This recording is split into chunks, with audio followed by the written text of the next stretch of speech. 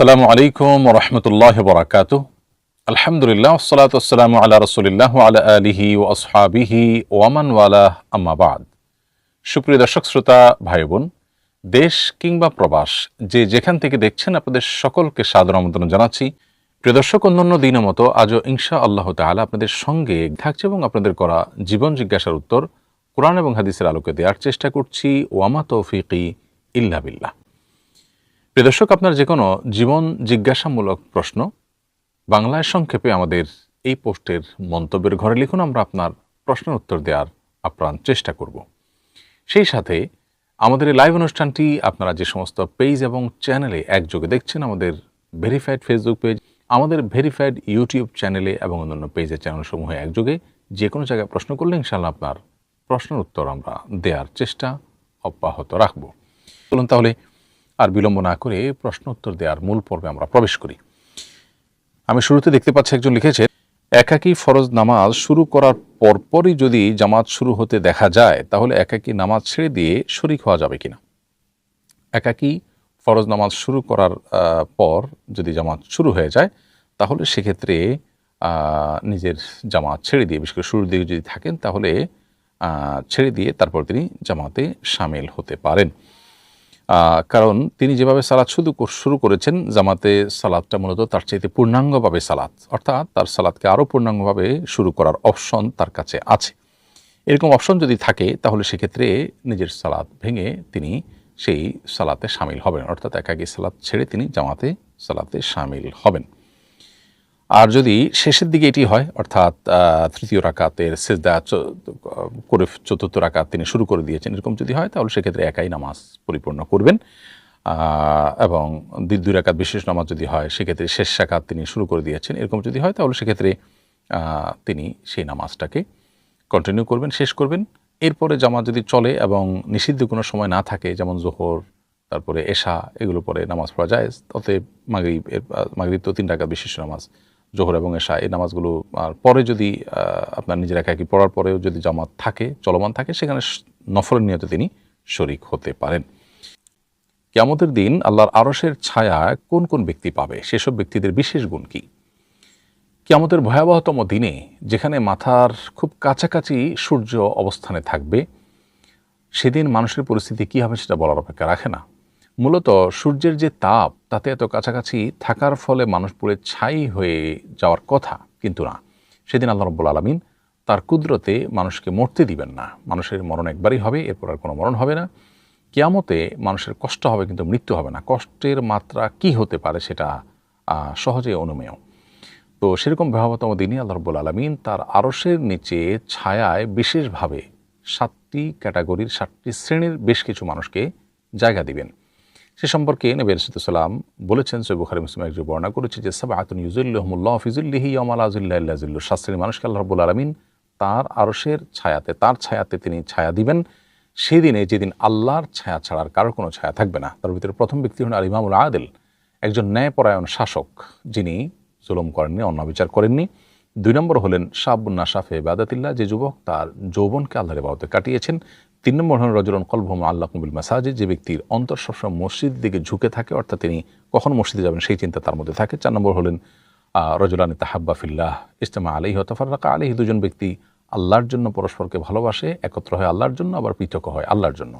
5 নম্বর হলেন সেই ব্যক্তি যাকে কোনো সুন্দরী নারী, কোনো সম্ভ্রান্ত নারী কোনো অবৈধ বা হারাম সম্পর্কের অফার করেছে, তিনি আল্লাহর ভয়ে সেটিকে প্রত্যাখ্যান করেছেন। রাজুলুন দাআতহু ইমরাআতুন যাতু মানসাবিন ওয়া জামাল ফাকাল ইন্নী আখাফুল্লাহ, একজন সম্ভ্রান্ত সুন্দরী নারীর হারাম এবং অবৈধ কাজের, হারাম এবং অবৈধ সম্পর্কের অফার শুনেও তিনি সৎ সাহসের পরিচয় দিয়ে বলেছেন, আমি আল্লাহকে ভয় করি। তিনি আরশের নিচে ছায়া পাবেন, বা এই শ্রেণীর মানুষগুলো আরশের নিচে ছায়া পাবেন। 6 নম্বর হলেন রাজুলুন তাসাদ্দাকা বিসাদাকাতিন ফাআখফা হাত্তা লা তা'লামু শিমালুহু মা তুনফিকু ইয়ামিনুহু, অর্থাৎ এত সঙ্গোপনে যে ব্যক্তি দান করে যে তার ডান হাত কি দান করলো তার বাম হাত সেটা টের পায় না, অর্থাৎ কোনোভাবে লৌকিকতা প্রদর্শন যেন না হয়ে যায়, এটার জন্য তিনি নিজের দানকে গোপন করবার চেষ্টা করেন। এই তার ভালো কাজের কারণে তিনি আল্লাহ তাআলার ছায়াকে আমাদের দিন ছায়া লাভ করবেন। আর 7 নম্বর এবং সর্বশেষ ব্যক্তি হলেন ওয়ারাজুলুন যাকারাল্লাহ খালিয়ান ফাফাজাত আইনাহ, কোনো ব্যক্তি যখন নিঃসঙ্গে একাকী আল্লাহর ভয়ে তিনি আল্লাহকে স্মরণ করেন এবং তার চোখ দিয়ে পানি পড়ে গড়িয়ে, তো এই ব্যক্তিও বা এই শ্রেণীর মানুষগুলো আল্লাহর আরশের বা আল্লাহর ছায়া কিয়ামতের দিন ছায়া লাভ করবেন। আল্লাহ তাআলা আমাদেরকে এই সৌভাগ্যবান মানুষদের কাতারে শামিল হওয়ার তৌফিক দান করুন। এরপরে প্রশ্ন হলো, কিভাবে আল্লাহর কাছে দোয়া করলে নিশ্চিতভাবে কবুল হবে? কোরআন সুন্নাহর আলোকে কবুলযোগ্য দোয়ার পদ্ধতি জানতে চাই। চমৎকার একটি প্রশ্ন।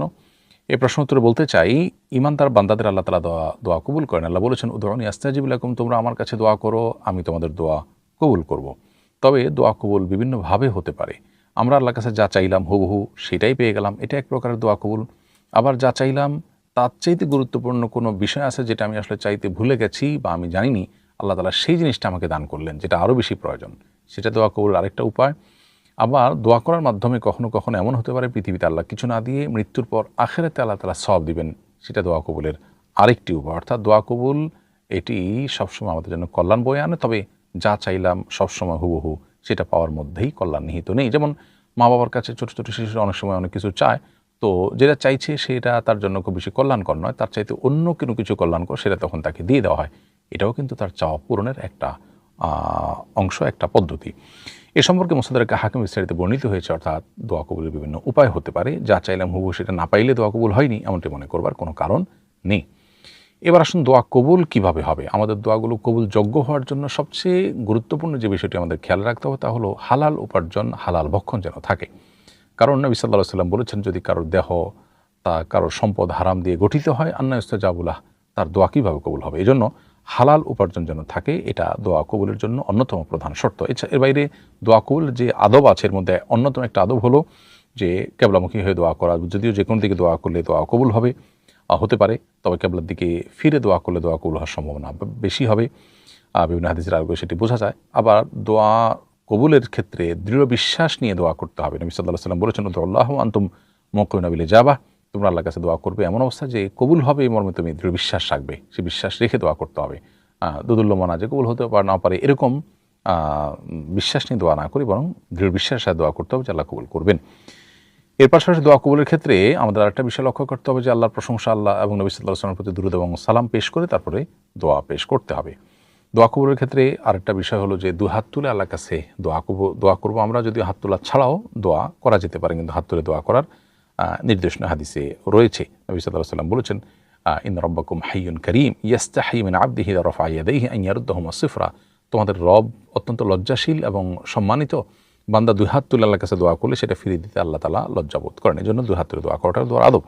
দোয়ার ব্যাপারে ত্বরাপ্রবণ না হওয়া, দোয়া যা করলাম সেটা কবুল হলো কি হলো না, এর জন্য অস্থির বা খুব বেশি পেরেশান না হওয়া উচিত, বরং দোয়া করে আল্লাহর উপরে সেটা ন্যস্ত করে দেওয়া উচিত। শর্ত সবকে দোয়া করলাম, এরপর আল্লাহর উপর ন্যস্ত করে দেওয়া কর্তব্য।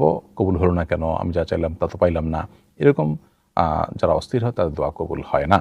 এবং নবী সাল্লাল্লাহু আলাইহি ওয়াসাল্লাম দোয়া কবুলের ক্ষেত্রে এটা শর্ত দিয়েছেন যে মালাম ইয়াস্তাজিল, বান্দার দোয়া কবুল হয় যতক্ষণ পর্যন্ত সে তাড়াহুড়া না করে, অর্থাৎ কবুল হলো না কেন এটা নিয়ে তার যদি কোনো পেরেশানি না থাকে, আল্লাহর উপর ছেড়ে দেয়, সে দোয়া কবুল হয়।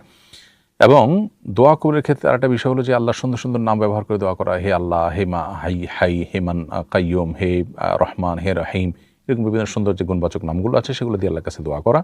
এবং দোয়া কবুলের বিশেষ মুহূর্তগুলো খুঁজে খুঁজে দোয়া করা, যেমন ভোর রাতে, পাঁচ ওয়াক্ত নামাজের পরে, বৃষ্টির সময়, আযান ইকামতের মধ্যবর্তী সময়ে, কামত চলাকালীন সময়, বিভিন্ন দোয়া কবুলের যে সময়গুলো আছে, স্থানগুলো আছে, সেগুলোকে বিশেষভাবে দোয়ার জন্য খুঁজে খুঁজে বের করা, এটাও দোয়া কবুলের সম্ভাবনাকে বাড়িয়ে দেয়। আল্লাহ তাআলা আমাদেরকে আল্লাহর কাছে গ্রহণযোগ্য দোয়া বেশি থেকে বেশি নিবেদন করার তৌফিক দান করুন। এরপরের প্রশ্ন হলো, পুরুষ বিক্রেতা নারীর অন্তর্বাস সহ নারীদের ব্যবহার্য পোশাক বা অন্যান্য জিনিসপত্র বিক্রি করার ক্ষেত্রে শরীয়তে কোনো বাধা আছে কিনা? উত্তর হলো না, এরকম কোনো বাধা নেই, বরং এসব পোশাক পুরুষরা বিক্রি করতে পারেন। শরীয়তের দৃষ্টিকোণ থেকে এটা নাজায়েজ কোনো কাজ নয়। প্রিয় দর্শক, আমরা দেখতে দেখতে অনুষ্ঠানের একেবারে শেষ প্রান্তে এসে পৌঁছে গেছি। সময় হয়েছে বিদায় নেওয়ার। ইনশাআল্লাহ বিইذনিল্লাহ, আল্লাহ যদি তৌফিক দান করেন, পরবর্তী অনুষ্ঠানে দেখা হবে, কথা হবে। সে পর্যন্ত আমাদের সবাইকে আল্লাহ তাআলা ভালো রাখুন, নিরাপদে রাখুন, ঈমান এবং আমলের সাথে রাখুন। হাযা মা ইনদি ওয়াল ইলমু ইনদাল্লাহ ওয়া জাযাকুমুল্লাহু খায়রা। আসসালামু আলাইকুম ওয়া রাহমাতুল্লাহি ওয়া বারাকাতুহু।